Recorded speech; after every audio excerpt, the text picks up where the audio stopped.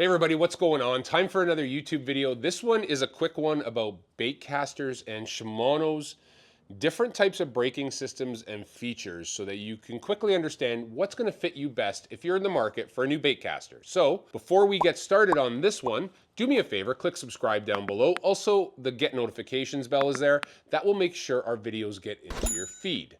If you could do me a favor, if you have any questions or comments, please leave them down below and we'll get back to you as soon as we can. Especially if you have a question about a setup or a technique that you want to use, which reel would work best for you, or something that fits best within your budget. Because Shimano, they have a wide range of reels starting from, I would consider Caius to be their entry-level type baitcast reel that has VBS braking, all the way up to Aldebaran, which is their flagship low-profile baitcasting reel. So let's go through the three types of reels and braking systems you'll run into so you can better educate yourself as to what's right for you.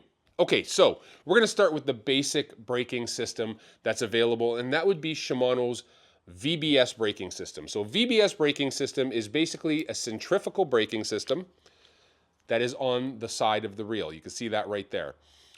Depending on the reel that you're using, what spool it has, whether it has MGL3 or if it has MGL or it has just a standard spool, will depend how many brakes you have, but the basic nuts and bolts of it are this. I'm going to come up nice and close for you. Every brake pad is considered a brake. It is a brake that when it is open, it is allowed to slide up and down on the pin. And what it does effectively is when you cast, the centrifugal force makes them flare out, those little shoes, and they rub the outer race, which is on this side of the spool. And what that's doing is it's basically stopping your spool from overrunning. Now, as your spool speed starts to slow down, those retract slightly, no longer touching the race on the inside, and it gives you a longer cast. This system is far more effective than magnetic casting systems because a magnetic system will basically push magnets closer into the race or a metal ring or into the spool. And what happens with magnets is if you got it set to 10, it's on 10 when you're casting, offering you good casting control, but it's also on 10 when you're reeling. This system, the VBS braking system, which Shimano has been using as long as I've been using Shimano reels, does not interfere with reeling whatsoever. Now, as with all Shimano reels, the other two features you should know about are right here. That is the spool tension knob. That you adjust based on the weight of the lure that you're going to be throwing. And this is your drag star knob, which will apply more drag force by pushing it forward and less by backwards. The back of the reel, obviously a thumb bar. All of Shimano's reels are the same when it comes to those features. But VBS braking is basically available from Caius all the way up.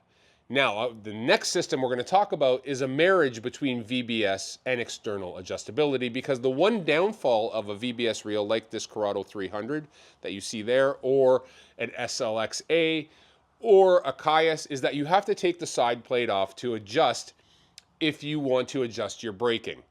Basically, if you're casting into the wind and you want more braking, you have to take the side plate off and adjust it. If you're casting with it and you want to reduce the amount of braking, again, you have to take it off and adjust it. So the answer to that, quite simply, was SVS Infinity. So SVS Infinity, if I open this up for you, is basically the same thing on the inside. You could see, still has those brakes, those VBS brake paddles. Okay, and you click these ones. There's two styles. There's the pins like I showed you on the Corrado, or there's this style that click up and down to engage and disengage.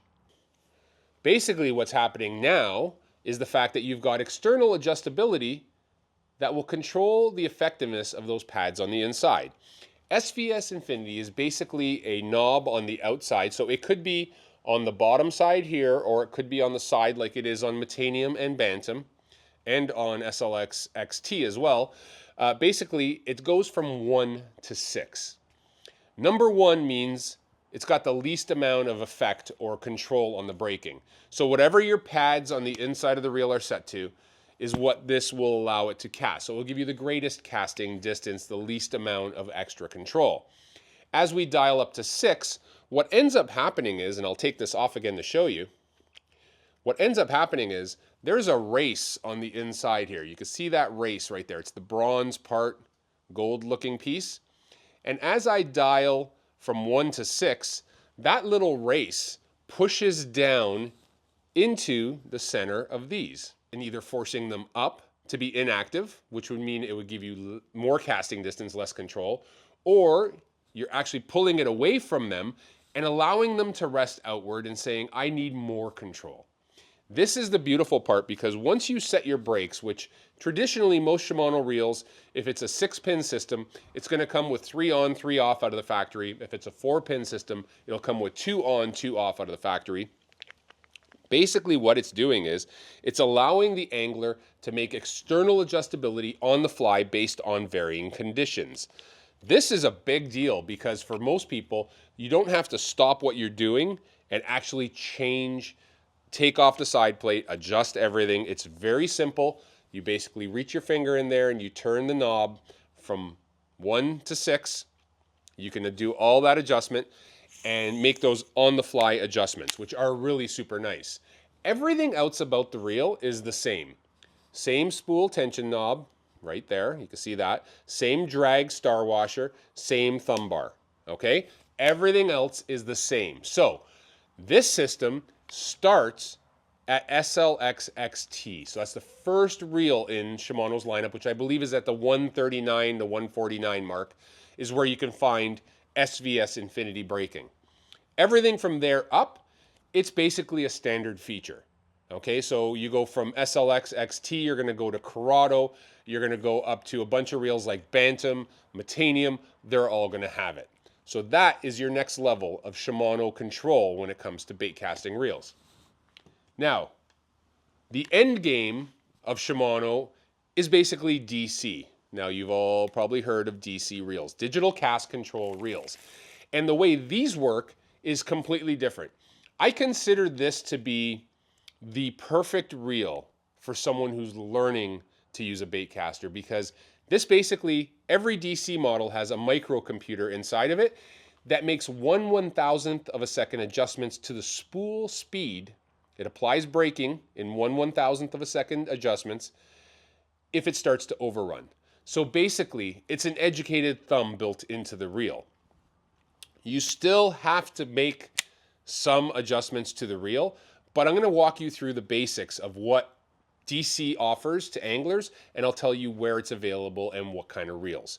So the way it works, I'll take off the DC side plate. DC side plates have a little knob in them, either on the bottom or on the top, and it goes 1, 2, 3, 4, and open. I've seen a lot of people put it to open. Don't put it to open in the cast. Okay, so when you have it on open, it allows you to basically, I'll see if, I don't know if you can see open, the word open is there. Not sure how short the focal range is, but when it's in open, it'll allow you to pop off the side plate. So this is the microcomputer. The white part, it's all water sealed. Everybody freaks out when we say microcomputer and water.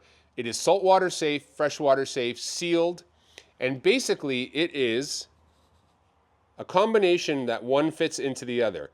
That's a set of magnets, and there are coils around this. So basically, the ingenious part of this system, which is not new, I mean, my first DC reel was a Calais DC, I believe in 2005. The beautiful part about this system is that when you cast, the spool speed, the magnet spins inside the coils, creates an electrical charge, and powers the microcomputer. So there's no batteries. It's waterproof. You never worry about it not being used for a long period of time and having to charge your reel. It is done off the energy of the cast. Okay, and how it works is basically it senses overrun. The settings that you can adjust to properly use or utilize DC to your advantage are 1 through 4. 4 is the most amount of braking. It's going to offer you the least amount of casting distance, but it offers you the most amount of control. So people who are new to bait casting, or you're casting into the wind, or you're trying to skip under docks, that's the place where 4 becomes a really good player. Number 3 offers you a little less braking, but that's where we tell people is a perfect place to be using fluorocarbon setting. That's a fluorocarbon setting. It offers you a little bit of control because fluorocarbon can tend to get a little bit loose after a few casts, and it offers you good casting distance. Number 2 setting offers you even less assistance, but that's what we recommend for use with Power Pro braided lines. And then number 1 is the least amount of braking, and that's when you want to reach the back of the cheap seats with a cast, or you have the wind at your back and you need to get that frog way back in the pads. That's the time number 1 will help you. Now, setting up a reel and how everything works is really important as well. The biggest mistake I see with most people happens right off the get-go. So you have a spool tension knob. I'm sorry, let me move the handle for you. You have a spool tension knob. And most people assume that because the computer's doing all the work, they don't have to adjust the spool tension knob. Well, here's the thing about a spool tension knob. When it's too loose, there's actually side-to-side play inside your spool. The way to set up a DC casting reel properly is to move it back and forth. You can probably hear this. You hear that click, click, click, click? That's the spool moving back and forth. So what I'm going to do is I'm going to adjust the spool tension knob. I'm going to keep going forward, still moving, still moving, still moving. Oh, moving less, moving less. There. So right there, I now have a fairly free spool, as you can tell, but it's also not having side-to-side play. And what that's going to do for a DC system is going to make sure that magnet and coil aren't doing this with each other and you're losing a bit of signal. It is going to give the best optimal charge to the microcomputer. The next thing you have to do is set 1 through 4, depending on what you're doing. If you're new to it and you want a little bit extra control, you can always go from no movement to a little bit tighter based on the weight of the lure that you're throwing. This is not a once it stops moving, you leave it there forever. You can if you have an educated thumb and you've been using bait casters for a long time. I do not adjust this once it stops side-to-side play. But if you are a person who likes to change lures a lot and you go from a heavier lure to a light lure, you may want to increase the spool tension on those heavier lures. That will assist you even further in your casting performance. Everything else on the reel, just like we spoke about, spool tension knob, drag, star, handle, thumb bar, all of it is the same. Now, this system starts in SLX. SLX DC is the first DC model. It's the first time Shimano ever made a DC model that was sub $200. It was $179 for the SLX DC. And the big difference between an SLX DC and let's call it a Corrado DC would be the quality of a couple of the parts, okay? So micro module gear in the Corrado rather than the brass gear that the Shimano SLX DC has. You're talking SARB shielded anti-rust bearings in the Corrado versus standard ARB anti-rust bearings in the SLX. There's little things that are different between them. And then above this, you can get into Metanium DC. Metanium DC is the smallest DC Shimano's ever made. It started as a 150, but the most recent Metanium DC is a 70 model. Has decent line capacity, I believe 110 yards of 12-pound test, but it's tiny. It's got an external adjustment for not only 1 through 5 or 1 through 4, it's also got a line selector. So that is the difference between having an IDC4 computer, which is in both Corrado and SLX, and an IDC5 computer. The IDC5 allows not only the settings of 1 through 4, it also allows you to set whether you're using PE, which is braid, fluoro, or mono. And that will make the computer even smarter to assess the level of braking you need as an angler. So there you have it. That is the breakdown of the 3 types of Shimano reels that have casting systems built into them. Hopefully you can figure out which one works best for what you're doing. I will tell you this, all 3 of them, they're incredibly effective. And Shimano, in my opinion, yes, I'm a little biased, but I feel like they're the best casting reels on the market for consistency. There you have it, guys. If you could do me a favor, click subscribe down below. If you have not, there's the get notifications. That'll make sure our videos get into your feed.